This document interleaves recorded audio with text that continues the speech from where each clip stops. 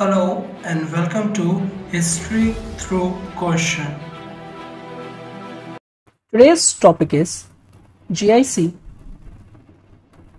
lecture history last years question paper हम discuss कर रहे हैं और उसमें काफी इंपॉर्टेंट क्वेश्चंस डिस्कस हो चुके हैं। आगे के जो रिमेनिंग क्वेश्चंस है वो हम डिस्कस करेंगे। And today's topic is GIC lecture history last years questions. 71st question, cultural relics from the Neolithic culture to Harappan civilization, from which one of the following sites has been received? So here the correct answer will be B. It is Mehergarh. Mehergarh is also known as the oldest settlement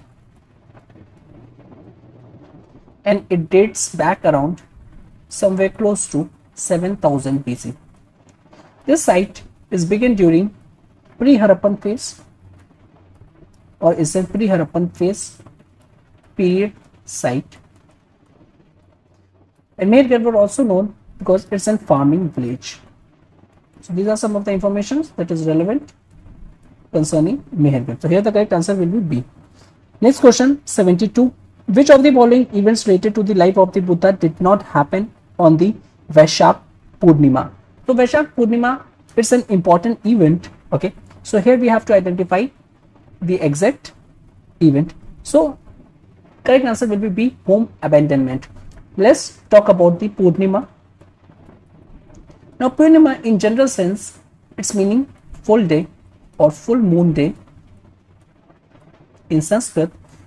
With respect to Buddha Purnima, is the biggest day. It's considered as the biggest day for the Buddhists because on this day it is believed that three important events happen in the Buddha's life, or three important events Buddha's life took place. First one is his birth. Next is attaining enlightenment. And third is the death. And the Buddha's death was also known as an event Mahaparinibbana या फिर Mahaparinirvana. Okay, so this day is also known as thrice blessed festivals because on this day three important events happen concerning Buddha's life. Okay, next question is 73. Who among the following established Delhi as a capital of the Sultanate? So here the correct answer will be B. Let's discuss some important point concerning the Iltutmish. So Iltutmish was a slave of famous personality, that is the Qutbuddin Aibak, and later Iltutmish became his son-in-law, that is the son-in-law of Qutbuddin Aibak, and also ascended the throne of Delhi Sultanate, and that event took place in the year 1211. At that time the seat of the power, that is Lahore. And when he killed Aram Shah, and who was the Aram Shah? Aram Shah was the son of the Qutbuddin Aibak. So that after that it generally presumed that he immediately shifted the capital to Delhi. Or what was the reason why he shifted his capital from Lahore to Delhi? It is for the better administration of their empire. Okay. Next question, the largest site of the Indus civilizations in India is, so you have to tell the largest Indus Valley civilization या फिर Harappan Valley civilization site in India. Okay, so make sure this word. So here the correct answer will be D, Rakhi Ghari.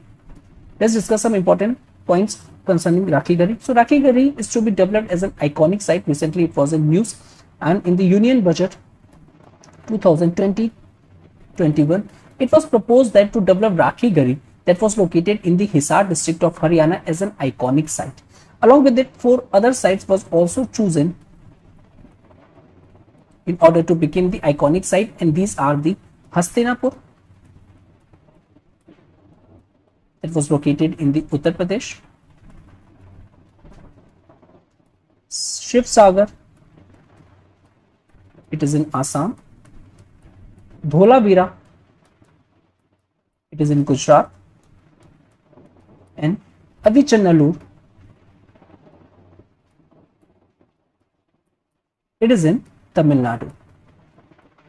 Okay, so the Union Budget plan is to develop these sites, these important sites, as an iconic site along with an on-site museum in order to enhance the popularity of these sites. Okay, back to Rakhi Ghari. Rakhi Ghari, it was considered as the largest Harappan site located in the Indian subcontinent. Other larger sites of Harappan civilizations on Indian subcontinent that are Harappa, Mohenjo-daro, Ganveriwala, it was in Pakistan. So when we say that these sites located in Indian subcontinent, at that time it was also encompasses or including the area of Pakistan. Now India and Pakistan are separated, so these sites are in Pakistan. Okay, so Ganeriwala, it is in Pakistan, and the next site, that is the Dholabira, it was in Gujarat. So Harappan, Mohenjo-daro, Ganeriwala and Dholabira are the largest site located on Indian subcontinent. Okay, at Rakhi Gari, the excavation, अगर हम beginning इसकी trace करें and if we study its gradual evolutions, we know that these sites are old from 6000 BC, that was the pre-Harappan phase, to 2500 BC, somewhere close to mature Harappan phase. Okay, and these sites are excavated by the Amendranath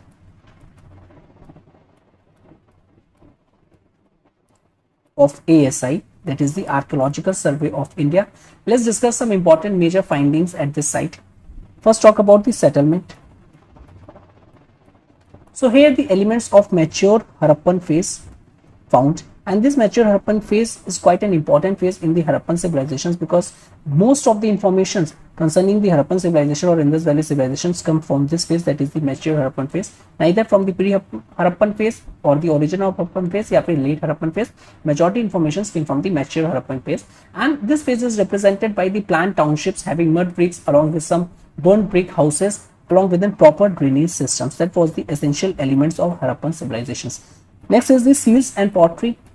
Various cylindrical seals along with 5 Harappan character on one side and a symbol of an alligator on this another side is to be found on this side. And the pottery, the name of the pottery at that time they were using, that is the redware, along with it various blades, terracottas and shell bangles, beads of semi-precious stones, some copper objects, histitite seals and sealings were also found. Next, rituals and burials. In this site, animal sacrificial pit that was lined with the mud brick and triangular and circular fire altars are also found. In recent finding at Rakhi Gari, it was also found a DNA from the skeleton remains जो कि excavate किया गया था from Harappa cemetery at Rakhi Gari. It was found that people of the Harappan civilizations have an independent origin. Independent origin means these are the independent people who started these civilizations. Okay, and there are no foreign origins of the same. At the same time, when we say that it having an independent origin, so the study negates the theory of Harappans having steppes, pastoral or ancient Iranian farmer ancestry. So we negates this theory. Next question is 75. Who was the founder of the Bahmani kingdom in the south? So it's a pretty simple question. Here the correct answer will be B. Hasan Gangu is considered to be the founder of the Bahmani kingdom. Okay. Now let's discuss some important point. Hasan Gangu Bahmani, he was the founder of the Bahmani kingdoms, and he was in Turkish in its origin. Okay. Turkish official of Devagiri. In 1347 AD, he established the independent Bahmani kingdoms, and his kingdoms stretched from the Arabian Sea, that is the territorial extent, या फिर regional extent if we talk about, तो Arabian Sea to the Bay of Bengal, included the whole of Deccan up to the river of Krishna, along with its capital as the Gulbarga. So these are some of the important points concerning the Hasan Gangu. Okay, various other rulers of Bahmani kingdom such as Muhammad Shah, it was quite famous, Muhammad Shah II, Firoz Shah Bahami, Ahmad Shah, Muhammad Shah III and Mahmud Gawan. That was quite an important rulers of this or belonging to this kingdom. Next question 76. Where is the first mention of the Varna system found? So it's a quite tricky question because it's an ancient question. We have to, various texts are there, you have to find the correct answer. Okay, so Rig Ved, Yajurved, Atharved and Bhagavad Gita. So here the correct answer will be A. The first mention of the Varna systems, it was found in the Purusha Shuktam verses,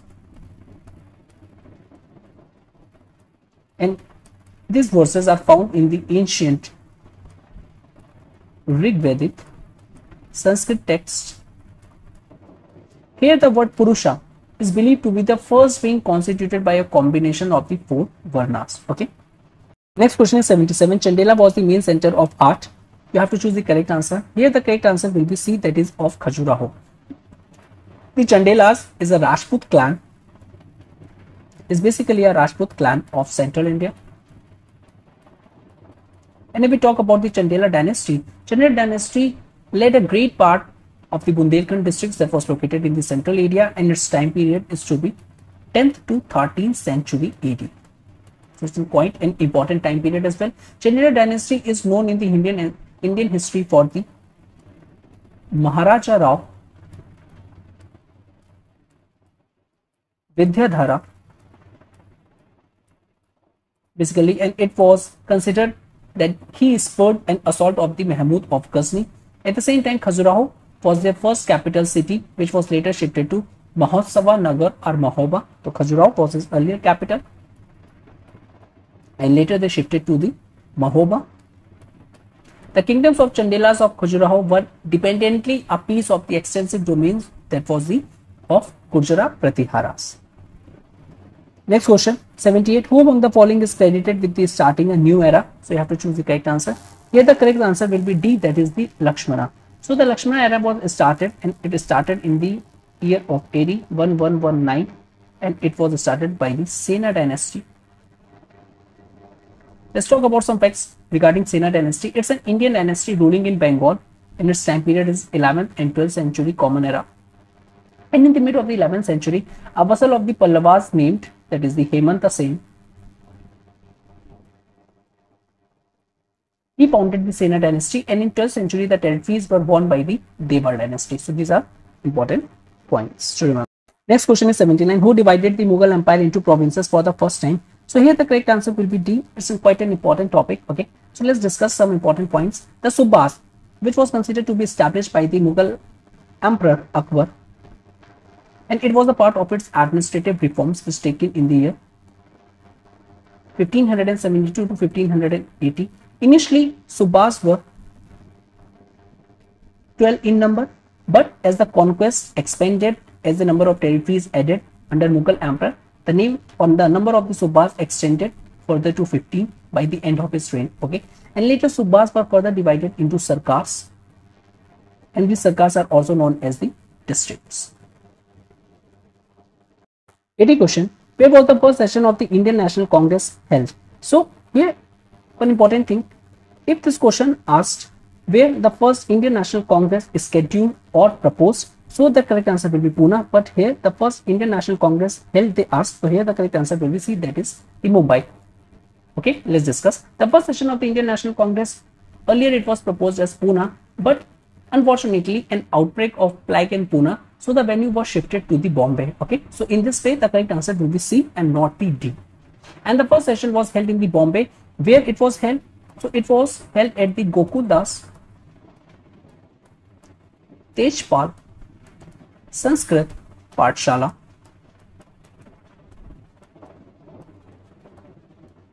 And at that time only 72 delegates had participated, and among them most of them belongs to the backgrounds of lawyers, that is from the lower middle classes, and there were not any women, and none of the women are there in this session. Okay, and the first session was presided by W.C. Banerjee. He was a prominent lawyer. The important points made under this first session, that is the appointment of a commission to inquire into the working of the Indian administrations. Second, Indian Council in London should be abolished. Creation of the Legislative Council, reduction of military expenditure, and the civil services reforms. These are some important demands which taken forward by the leaders, or basically the delegates of the Indian National Congress. Okay, so the correct answer will be C. So if you like this video, please do like, share and subscribe, and thank you very much for watching this. Have a good day and stay safe.